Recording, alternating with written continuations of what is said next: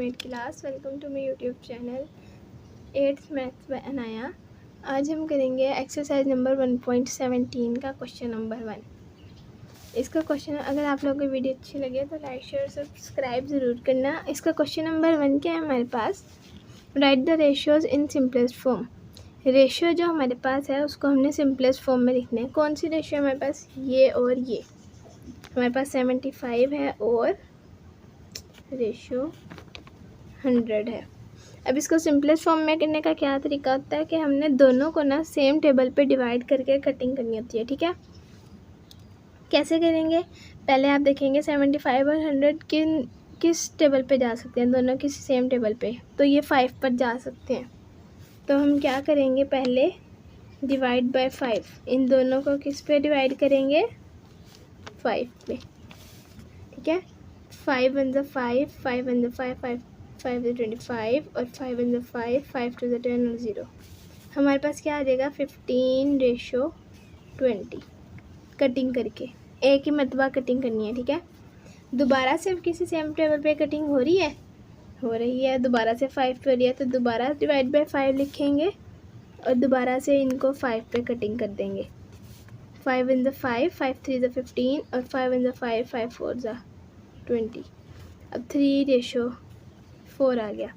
अब क्या दोनों ये किसी सेम टेबल पर कटिंग हो रही है, नहीं, तो यही हमारा इसका आंसर है। ऐसे नहीं करना कि 4 को 2 पे काट दें, 3 को 3 पे, ऐसे नहीं, दोनों को किसी सेम टेबल पे डिवाइड करना है, फिर इसका आंसर आता है। ठीक है, अब हमारे पास इसका क्वेश्चन नंबर 2 क्या है, 12:120। अब देखना है कि 12 और 120 किसी सेम टेबल पर डिवाइड हो रहा है या नहीं। तो पहले देख लेते हैं, 12 रेशियो 120, पहले इसको ऐसे लिखेंगे।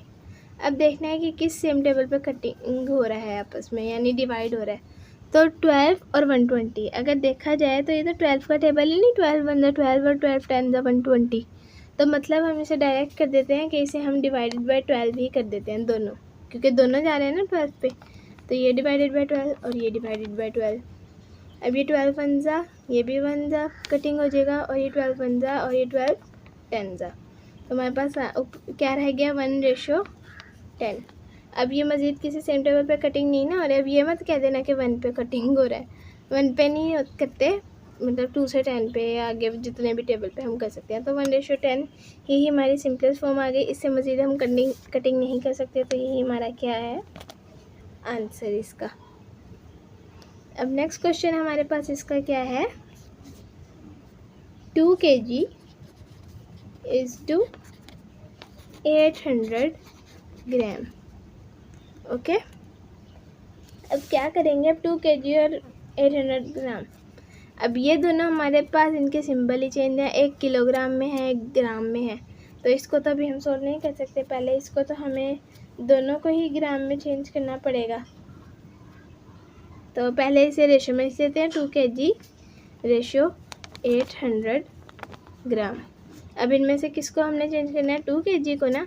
तो 2 kg को कैसे चेंज करेंगे, ग्राम में कैसे चेंज करते हैं, किलोग्राम को 1000 से मल्टीप्लाई करके। तो इधर 2 kg है ना, 2 को अगर हम 1000 से मल्टीप्लाई करेंगे तो हमारे पास क्या आ जाएगा, ग्राम में आंसर 800 ग्राम। तो ये क्या आ जाएगा हमारे पास, 2000 ग्राम, और ये हमारे पास आ जाएगा 800 ग्राम। तो हमने सॉल्व किसे करना है, 2000 और 800 को।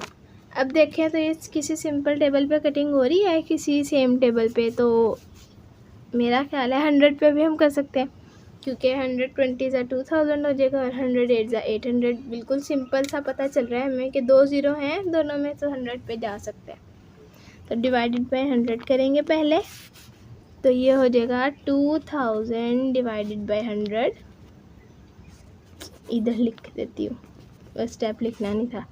अब रेशो 800 डिवाइडेड बाय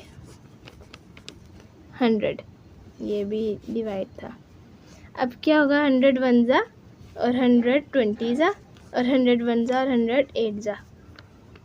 तो हमारे पास इसका आंसर क्या आ गया, 20:8।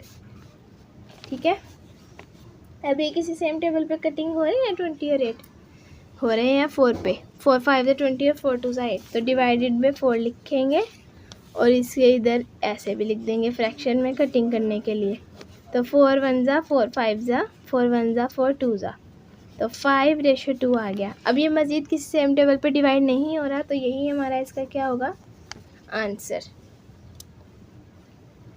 अब नेक्स्ट क्वेश्चन हमारा इसका क्या है, 5:2/3। अब एक हमारी रेशियो आ गई फ्रैक्शन में और एक सिंपल में, तो इसको कैसे करते हैं, जो फ्रैक्शन वाली होती है ना उसको दोनों साइड पे मल्टीप्लाई कर देते हैं उसकी नीचे वाली वैल्यू को। कैसे, 5:2/3 है, इधर नीचे वैल्यू क्या है फ्रैक्शन वाली 3 है ना, तो इसे दोनों साइड पे मल्टीप्लाई कर देंगे, मतलब मल्टीप्लाई बाय 3 बोथ साइड्स पे। ये भी 3 मल्टीप्लाई 5 हो जाएगा और ये भी 2/3 मल्टीप्लाई बाय 3 हो जाएगा। ओके, तो ये 3 3 आपस में कट जाएगा, तो फ्रैक्शन भी ख़त्म हो जाएगी, क्योंकि फ्रैक्शन को ख़त्म करना होता है ना, इसलिए फ्रैक्शन के नीचे वाली वैल्यू को दोनों तरफ मल्टीप्लाई कर देते हैं। तो ये आ जाएगा 5 3 15 और इधर आ जाएगा 2, और ये मज़ीद किसी सेम टेबल पे कटिंग नहीं हो रही, तो यही हमारी इसकी सिंपलेस्ट फॉर्म है और यही हमारा इसका आंसर है। अब इसका नेक्स्ट क्वेश्चन हमारे पास क्या है, 5, अभी हो गया 1:4 1/4 और 1/6। अब ये कैसे होगा कि अब ये तो हमारे पास जो है दोनों साइड पे दो फ्रैक्शन वाली वैल्यूज़ हैं रेशियो के बीच में। अब देखेंगे ये कैसे ख़त्म। अब जब नीचे दोनों फ्रैक्शन में आ जाए ना, तो क्या करते हैं, एक एक वैल्यू फ्रैक्शन की पकड़ते रहते हैं। पहले हम 4 को पकड़ लेते हैं और दोनों साइड पे मल्टीप्लाई करवा देते हैं। ठीक है, पहले हम 4 को पकड़ रहे हैं, दोनों साइड पे मल्टीप्लाई करवा रहे हैं, तो ये वाला 4 तो ये कैंसिल हो जाएगा और ये 2 2 ज़ा 4 और 2 3 ज़ा 6। इधर क्या रह गया, खाली 1, और इधर क्या रह गया 2/3। अब इधर से 3 फ्रैक्शन का 3 है, तो इधर से 3 पकड़ लेंगे, तो अब इधर दोनों साइड पे 3 से मल्टीप्लाई कर देंगे, ये 3 से और ये भी 2/3 मल्टीप्लाई बाय 3। अब ये 3 और 3 कटिंग हो जाएगी, यहाँ पे 3:2 रह जाएगा और यही हमारा इसका क्या होगा आंसर। यानी दोनों साइड पे फ्रैक्शन हो तो एक एक वैल्यू पकड़ते रहते हैं, दोनों साइड पे मल्टीप्लाई करवाते रहते हैं नीचे वाली वैल्यू को। अब इसका लास्ट क्वेश्चन क्या है, 1/99 बाय 1/66 और 2/33। अब इन तीनों में से पकड़ लेते हैं वैल्यूज़। पहले हम क्या पकड़ते हैं, पहले हम पकड़ लेते हैं तीनों में से 99 को।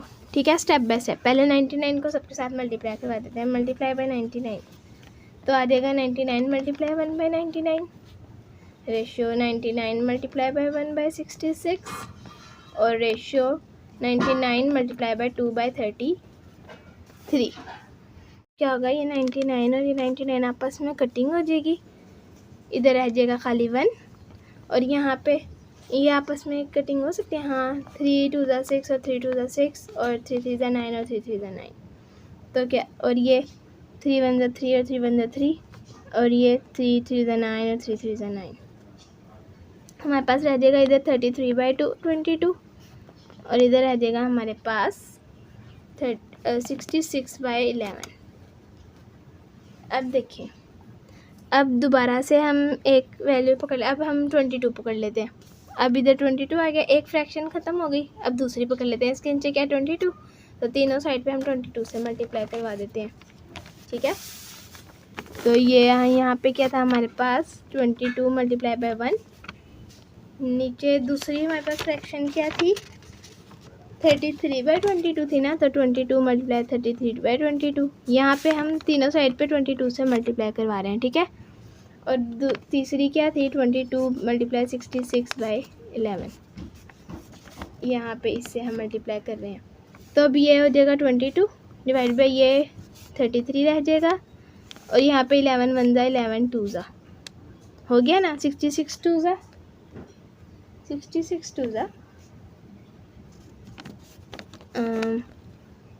इधर करके देख लेते हैं। 66 2 ज़ा 2 6 ज़ा 12 का 2 1 कैरी 2 6 ज़ा 12 1 32 132 आ गया। अब ये आ गई हमारे पास ये फॉर्म। अभी भी ये सेम टेबल्स पे कटिंग हो रहा है, तो क्या पकड़ेंगे इसमें से हम जो सेम टेबल पे कटिंग हो। अब हम ऐसा करते हैं, इन तीनों को ना डिवाइडेड बाय कर देते हैं 11 से।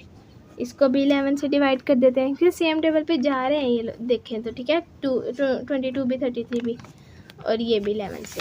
तो यहाँ पे क्या आ जाएगा 2 रेशो, यहाँ पे क्या रह जाएगा 3, 11 3 जा, और यहाँ पे 11 1 जा 11, 11 1 जा 11, इधर 2 बचा, 11 2 जा 22, यहाँ पे क्या रह गया 12।